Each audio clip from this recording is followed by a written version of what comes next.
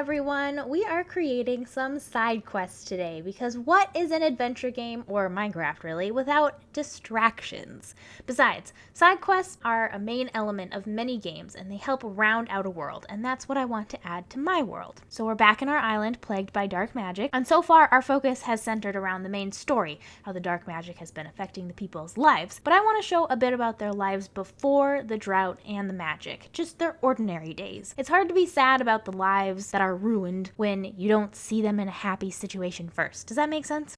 First area we are going to work on is over past the lower city and towards the mine entrance that takes you to the other side of the world, or island. So we're going to build a little tiny seaside cottage, similar to the farmhouse we built in episode 2. Not everybody lives in the city. The island isn't huge, but there are a few places where people have built little houses out in the forest.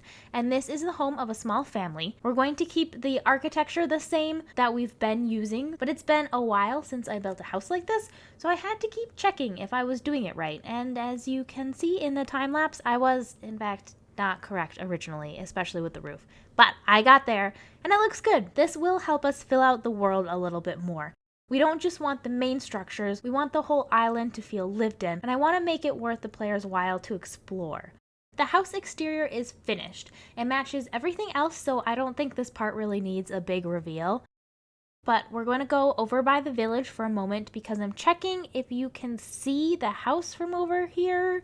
No. Okay, that's a bummer.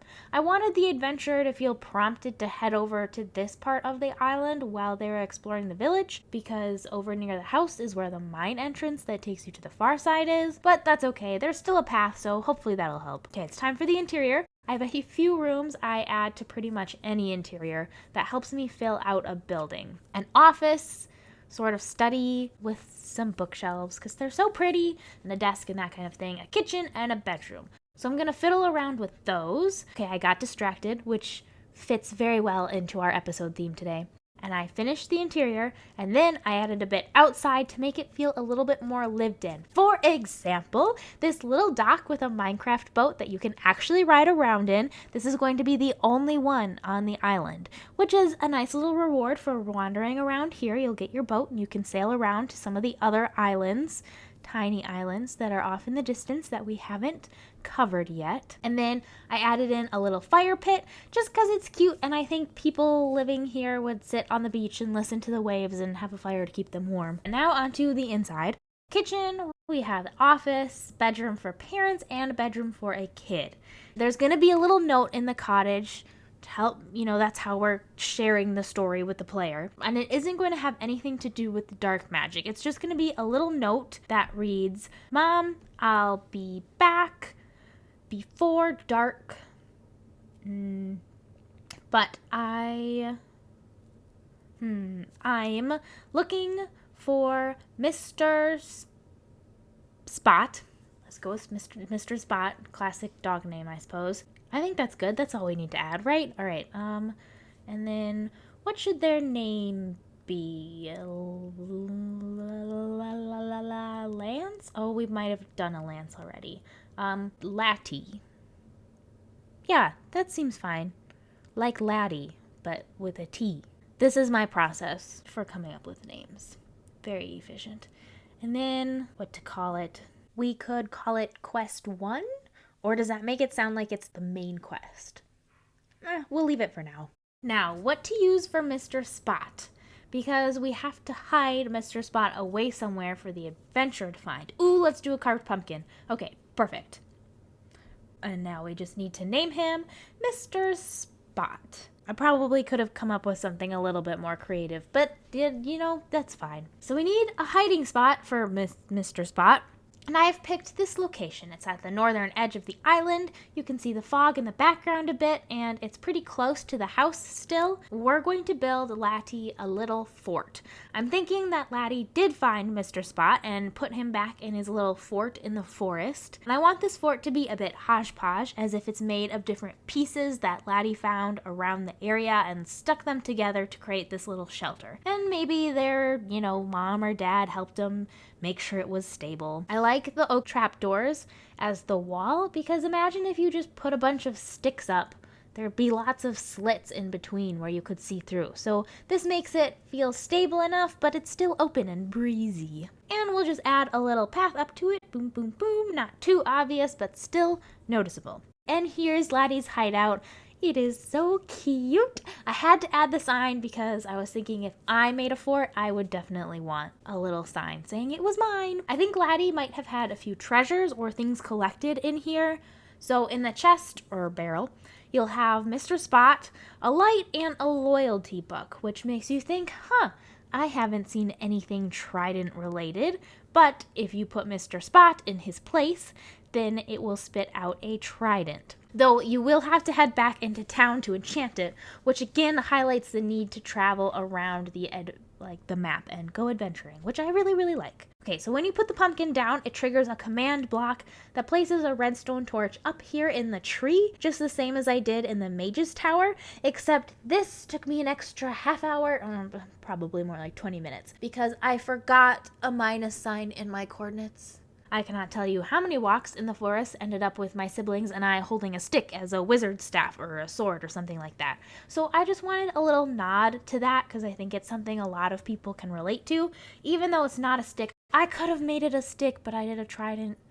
No, we're going to keep the trident. Okay, we're going to keep the trident because it's a fun alternative and that way the adventurer can use it and it'll still be interesting as opposed to like a stick that has knockback on it. So okay, we're keeping it. Further north, oh, look at the fog wall. Oh, it just looks so great. Okay, anyway, we should also add a lookout tower to this northern side. It'll help look out over this area because there's nothing up here posted yet, and I just think if you're gonna have lookout towers, you should probably cover the entire perimeter. So let me quickly add one in. There we have it. The exterior is the same as the other ones and the floor plan is pretty similar as well. It's changed up a little bit. With this, again, I don't want it to be tied to the main story, just some guards at their post. But what if we add in a positive look at magic? Not all magic in this universe is used to sap life from living plants. So we're going to have a guard that was learning magic before he got posted here. Study my magic, though I'm still stuck on wind magic. Even though I can't get past that, I am getting really good at it. Yeah, that makes sense. Okay, that'll be good. And then, we have to name it. I should sign it and name it first. All right, let's call it Torn Page. That'll be fine. All right, so I'm going to go put some wind charges up in the guard's bedroom chest, which connects to the use of wind charges in the first tower. That was something you have right off the bat as you're starting this adventure, and so I'd like to bring in the wind charges somewhere else, and I think I'm going to use them a little bit more in some of the other side quests, just because it's kind of a fun element, and I don't want it to be a one-off thing since it's kind of the first interactive part. I feel like I'm babbling a little bit. Since it's the first thing you interact with, I want it to come up again and not just be a one-off thing. Though I suppose that would be fine. Anyway, this way it doesn't feel isolated. We'll take your wind charges and your head up to the top of the tower where there's going to be another target block. Do you think it'll reach all the way to this tree over here? Let's test it. Oh, yay. Okay, that's great. Okay, let's get rid of the lamp and add in a few branches. So triggering this target block is going to turn this small portion of the map, just sort of the edge of the coast down to the seaside cottage, into the good version of it. I know there isn't some big challenge, but I think by learning about the people and exploring the area, it'll show that this place is habitable and worth restoring. But those are a couple of our side quests for this video, just to kind of round out this portion of the land, and then that way, when you're restoring the island, you're not fixing such big chunks all in one go. I think it would be nice to kind of show that not only are you restoring things, but you're also engaging with the land and with the stories of those people that lived there before. So I definitely want to sprinkle in some more side quests around the island, and we have some other things to do, but for now, here is the good version of the island. I love seeing just the difference that the color makes on the two identical builds, because it really is a lot more fun and a lot more happy when the roof color has the dawn color scheme and all the warm browns. And I just think it's cool how color can affect that. But that's a different thing. Thanks for watching the video, and hopefully I'll see you in the next one. Bye!